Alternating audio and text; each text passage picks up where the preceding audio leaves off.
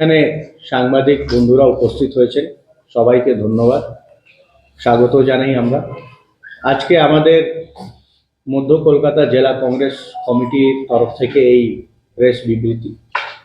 আজকে আপনারা জানেন এআইসিসি নির্দেশ অনুযায়ী সারা দেশব্যাপী আজকে আমাদের প্রত্যেকটা জেলা কংগ্রেস কমিটি প্রেস কনফারেন্স করছেন।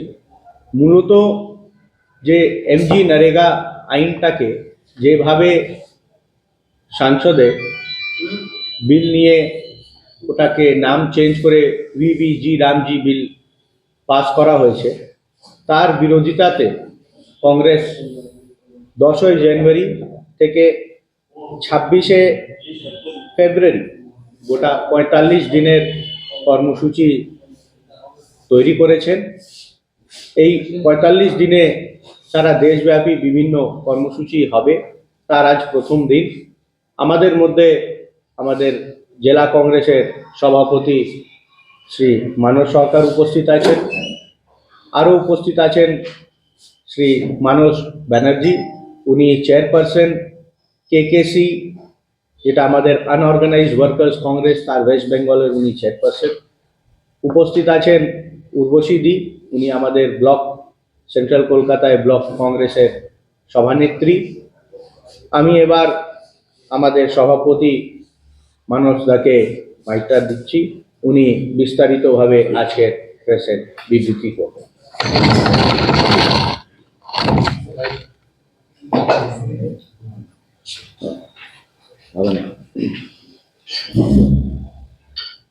নমস্কার সাংবাদিক বন্ধুরা,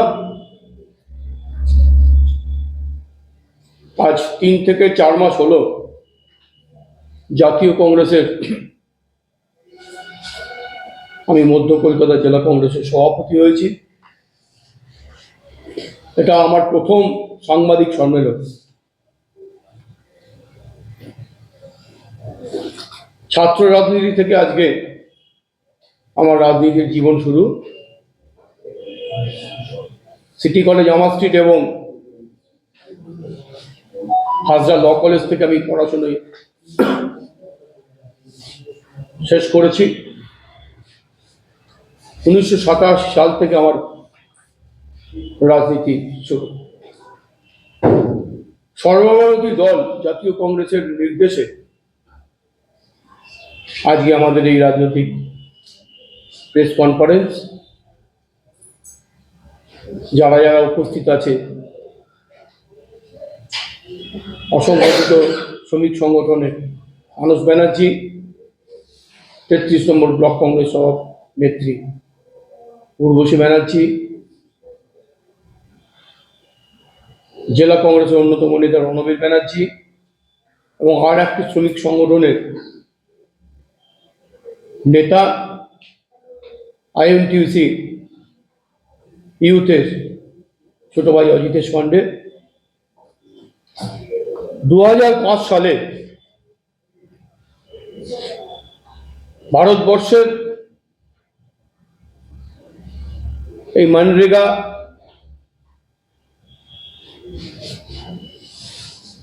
লোকসভায় বলবৎ হয় এবং 2026 সালে সেটা একটা আইনে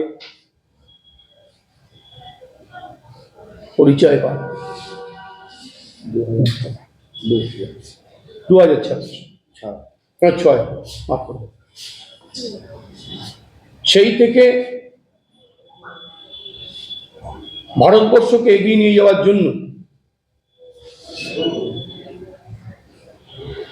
গ্রামীণ রোজগার সৃষ্টি করার তাগিদে, গ্রামীণ সম্পদ সৃষ্টি করার তাগিদে এই আইন তখন তৈরি করা হয়েছে, যা বিশ্বের সমস্ত দেশের কাছে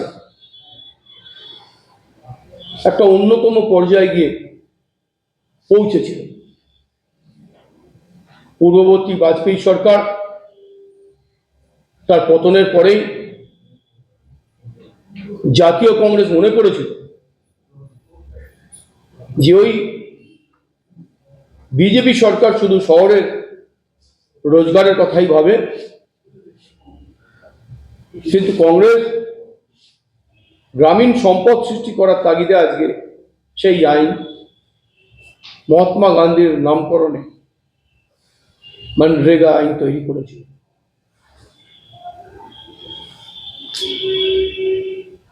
দীর্ঘদিন সেই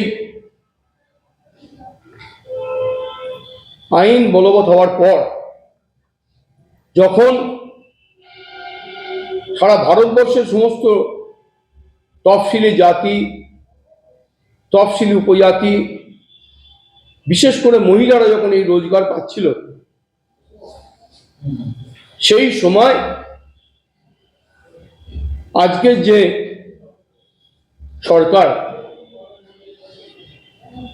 সেই সরকার মনে করল মহাত্মা গান্ধীজির নাম তুলে দিয়ে নতুন করে তারা বিবি জি রামজি নাম নিয়ে 125 দিনের যে কার্যক্রম সেটা চালু করবে, 100 দিনটা বাদ দিয়ে। প্রশ্ন এখানে, 3 বছর ধরে বাংলায় 100 দিনের কাজ বন্ধ, সুপ্রিম কোর্ট এবং হাইকোর্টের নির্দেশকে বুড়ো আঙুল দেখিয়ে। তখন 90% কেন্দ্রীয় সরকার দিত, 10% রাজ্য সরকার দিত। এখন যে আইন হয়েছে তাতে কেন্দ্রীয় সরকার দেবে 60%, রাজ্য সরকার দেবে 40%। প্রশ্ন সেখানেই, যেখানে 3 বছর ধরে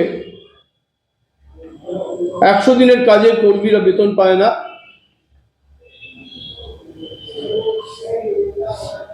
সেখানে 10% যখন রাজ্য সরকার দিতে পারে না, এই 60% আর 40% যে পরিমার্জন করা হয়েছে, সেই 40% রাজ্য সরকার কোথা থেকে দেবে? এটা একটা তৃণমূল এবং বিজেপির নিজেদের লড়াই বা নিজেদের বন্ধুত্বপূর্ণ লড়াইয়ের কৌশল, এই সমস্ত কর্মীদের বেতনগুলো কেড়ে নেওয়া। যেখানে 100 দিনের কাজ করে গ্রামীণ রোজগারগুলো, গ্রাম বাংলার মানুষগুলো মোটামুটি তাদের একটা আয়ের সীমা নির্ধারিত করে ফেলেছিল, সেখানে এই কাজ বন্ধ হওয়ার পর সেই পরিযায়ী শ্রমিকরা এখন শহর কেন্দ্রিক। তাতে কি অসুবিধা? তাতে শহরে ক্রমবর্ধমান যে শ্রমিকদের ভিড়, তাতে হয়তো পলিউশন বাড়ছে, জীবিকার জন্য অনেক রকম অন্যায় কাজ শুরু হয়ে গেছে, দৈনন্দিন রুটি রুজির জন্য যে লড়াই, সেটা খুনোখুনির পর্যায়ে যাচ্ছে, মানুষের রোজগার না থাকার জন্য।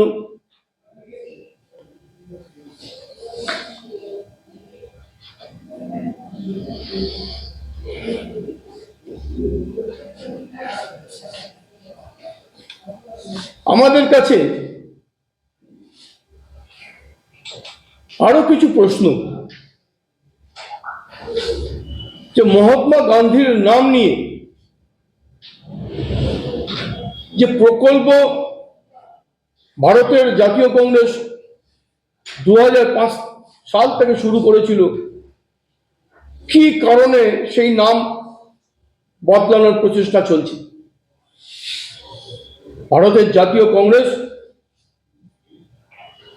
এই নাম বদলানোর জন্য, তার বিরুদ্ধে আজ থেকে যে আন্দোলন শুরু হয়েছে, আগামী 1.5 মাস বিভিন্ন আন্দোলনের মাধ্যম দিয়ে আমরা মহাত্মা গান্ধীর নামকরণের মাধ্যম দিয়ে মনরেগা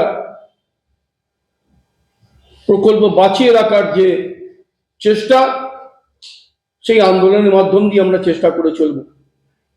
কোনো অবস্থাতে এই বিজেপি সরকারের কাছে এবং এই দুই সরকার, বাংলা সরকার এবং বিজেপি সরকারের যে লোক দেখানো লড়াই, সেই লড়াইয়ের বিরুদ্ধে বাংলার শ্রমিকরাও যেমনি তারা আজকে এই রোজগার থেকে বঞ্চিত, তার বিরুদ্ধেও জাতীয় কংগ্রেস অত্যন্ত, শুধু আবেগ দিয়ে নয়,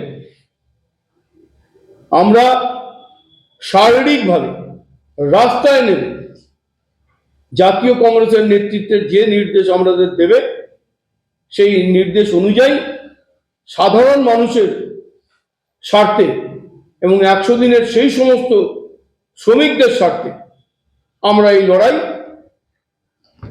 চালিয়ে যাব। ধন্যবাদ। আমাদের জেলা কংগ্রেসের তরফ থেকে কি মধ্য কলকাতা জেলা কংগ্রেসের তরফ থেকে কি আন্দোলনের কি আমরা দেখুন, যদিও বা এই মনরেগার যারা সুযোগ সুবিধাগুলো পায়, গ্রামীণ অঞ্চলের লোকজনও পায়, শহরেও 100 দিনের প্রকল্প চলে, আমরা ব্লকে ব্লকে হচ্ছে। আমাদের 26শে জানুয়ারি 12 থেকে 26শে জানুয়ারি 29শে জানুয়ারি আমাদের ব্লক স্তরে আমাদের এই আন্দোলনকে ছড়িয়ে দেওয়ার কাজ চলবে। আমরা সেই অনুযায়ী সেই রকম কাজ করব। এই উদ্যোগটা তো রাজ্য কমিটি নেওয়া ছিল, আপনারা মানে আলাদা আলাদা জেলা জেলা নিচ্ছেন? এটা আমাদের সর্বভারতীয় কংগ্রেসের নির্দেশ, সমস্ত জেলা স্তরে এই আন্দোলন যেন সংগঠিত হয়। 100 দিনের কাজের থেকে 125 দিনের কাজ, সেক্ষেত্রে তো টাকা বেশি পাবে। 125 দিনের কাজ, যেখানে 90% আর 10% দেওয়া হতো, সেই 10% রাজ্য সরকার দিতে পারে না, 90% কেন্দ্রীয় সরকার আটকে থাকে। সেখানে আশা করা যায় কি করে এই ভঙ্গুর অর্থ ব্যবস্থায় 40% টাকা বাংলার সরকার দেবে?